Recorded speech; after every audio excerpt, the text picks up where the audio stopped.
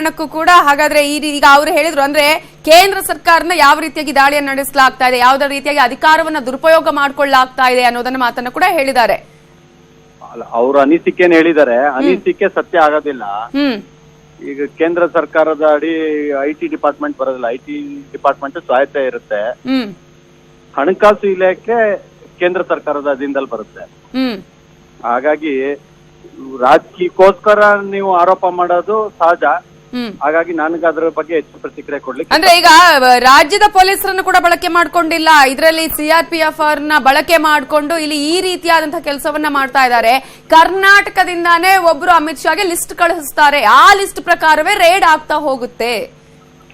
Madam, ಈಗ ಯಾರಾದ್ರೂ list ಕೊಡ್ಲಿ, ಪ್ರಶ್ನೆ ಇರೋದಿಲ್ಲಿ ಪ್ರಾಮಾಣಿಕತೆ ಅಪ್ರಾಮಾಣಿಕತೆ ಬಗ್ಗೆ.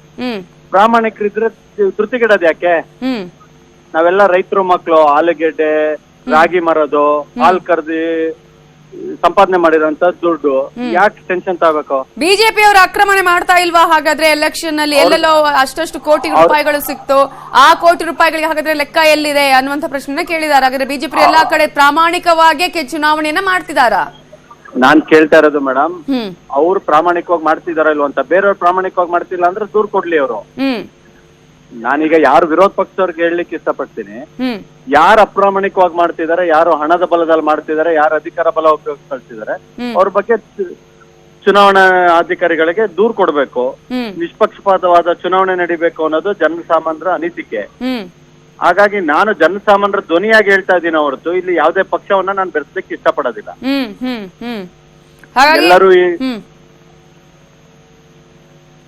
ಈಗ ಹಾಗಾಗಿ ಈ ರೀತಿಯಂತಹ ಚುನಾವಣೆಗಳಾಗುವಂತಹ ಸಂದರ್ಭದಲ್ಲೇ ಐಟಿ ದಾಳಿ ಯಾಕೆ ಆಗುತ್ತೆ ಅನ್ನುವಂತಹ ಪ್ರಶ್ನೆ ಕೇಳಿದವ್ರು. ಯಾಕಂದ್ರೆ ಎಲ್ಲಾ ಕಡೆಗಳಲ್ಲೂ ಕೂಡ ಇದೇ ರೀತಿಯಾಗಿ ಮಾಡ್ಕೊಂಡು ಬರಲಾಗ್ತಾ ಇದೆ. ಆಪ್ತರ ಮೇಲೆ, ಜೆಡಿಎಸ್ ಅವರುಗಳ ಮೇಲೆ, ಉದ್ಯಮಿಗಳ ಮೇಲೆನೆ ಮಾಡ್ತಾ ಇದ್ದಾರೆ. ಹಾಗಾದ್ರೆ ಬಿಜೆಪಿಯಲ್ಲಿ ಯಾರು ಇಲ್ವಾ ಈ ರೀತಿಯಾಗಿ ಮಾಡಿರೋರು, ಅವ್ರ ಮೇಲೆ ಯಾಕೆ ಆಗಿಲ್ಲ ಅನ್ನುವಂತಹ ಪ್ರಶ್ನೆನ ಕೇಳಿದ್ದಾರೆ. ಕಳ್ಳರನ್ನ ಹಿಡಿಯೋದಕ್ಕೆ ಮುಹೂರ್ತ ಫಿಕ್ಸ್ ಮಾಡಲ್ಲ. ತೆರಿಗೆ ಕಳ್ಳರು ಯಾವಾಗ ಸಿಗ್ತಾರೆ ಅವಾಗ ಹಿಡಿಯೋದು ಒಂದು ಕಾನೂನಿನಲ್ಲಿ ನಡ್ಕೊಂಡ್ ಬಂದಿರೋಂತ ದಾರಿ.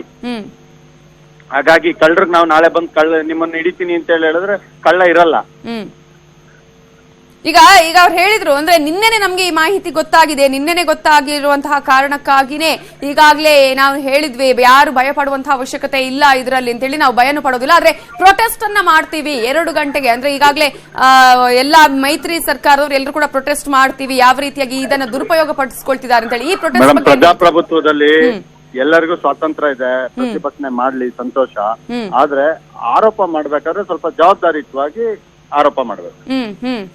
ಈಗ ಬೇರೆ ಬೇರೆ ವಿಚಾರಗಳಿಗೆ ಸಂಬಂಧಪಟ್ಟಾಗಿ ನಿನ್ನೆ ಕೂಡ ಹೇಳಿದ್ರು. ಅಂದ್ರೆ ನಿನ್ನೆ ಒಂದು 15 ನಿಮಿಷದ ಭಾಷಣದ ಬಗ್ಗೆ ಪ್ರಧಾನಿ ಮೋದಿ ಅವರು ಯಾವ ರೀತಿಯಾಗಿ ಇದನ್ನ ಹೇಳಿದ್ರು, ಅದೇ ರೀತಿಯಾಗಿ ಈ ರೀತಿಯಂತಹ ಸರ್ಜಿಕಲ್ ಸ್ಟ್ರೈಕ್ ಅನ್ನ ಇಲ್ಲಿ ಮಾಡ್ತಾ ಇದ್ದಾರೆ. ಕರ್ನಾಟಕದಲ್ಲೂ ಕೂಡ ಜೆಡಿಎಸ್ ನ ಒಂದು ಶಾಸಕರುಗಳ ಮೇಲೆ ಆಗಿರ್ಬೋದು ಅಥವಾ ಸಚಿವರುಗಳ ಮೇಲೆ ಆಗಿರಬಹುದು, ಅವರ ಆಪ್ತರುಗಳ ಮೇಲೆ ಮಾಡ್ತಾ ಇದ್ದಾರೆ.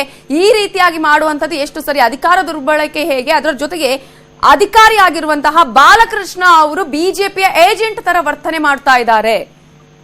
ಮೇಡಮ್, ಅವರು ದೊಡ್ಡವ್ರ ವಿಷಯ ಮೇಡಮ್. ನಾನು ಅವನ್ನೆಲ್ಲ ಕಮೆಂಟ್ ಮಾಡಕ್ ಹೋಗೋದಿಲ್ಲ. ಯಾರ ಏಜೆಂಟು ಏನು ಅನ್ನೋದನ್ನ ಕಾನೂನು ಕ್ರಮ ಕೈಗೊಳ್ಳುತ್ತೆ ಮೇಡಮ್. ನಾವು ಜನಸಾಮಾನ್ಯರ ಮಧ್ಯೆ ಇರುವಂತ ಒಬ್ಬ ಸಾಮಾನ್ಯ ಶಾಸಕ.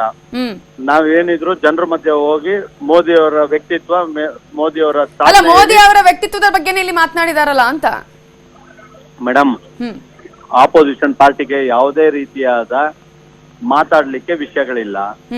ಇಲ್ಲಿ ಏನೇ ಆದ್ರೂ ಮೋದಿಯವರು ಅಂತ ಹೇಳೋಂತ ಒಂದು ಅಜೆಂಡಾವನ್ನು ಇಟ್ಕೊಂಡಿದ್ದಾರೆ. ಒಳ್ಳೆ ಕೆಲಸ ಆದ್ರೆ ಅದು ವಿಜ್ಞಾನಿಗಳದು, ಅಧಿಕಾರಿಗಳದು ಅಂತಾರೆ. ಸಮಸ್ಯೆ ಏನಾದ್ರು ಬಂದ್ರೆ ಅದಕ್ಕೆ ಮೋದಿಯವ್ರ ಕಾರಣ ಅಂತಾರೆ. ಹಾಗಾಗಿ ಹೆಚ್ಚು ಇದ್ರ ಬಗ್ಗೆ ಪ್ರಾಮುಖ್ಯತೆ ಕೂಡ ಅವಶ್ಯಕತೆ ಇಲ್ಲ. ಅಂದ್ರೆ ಭಯದ ವಾತಾವರಣ ಸೃಷ್ಟಿ ಆಗ್ತಾ ಇದೆ ಕರ್ನಾಟಕದಲ್ಲಿ ಅಂತ.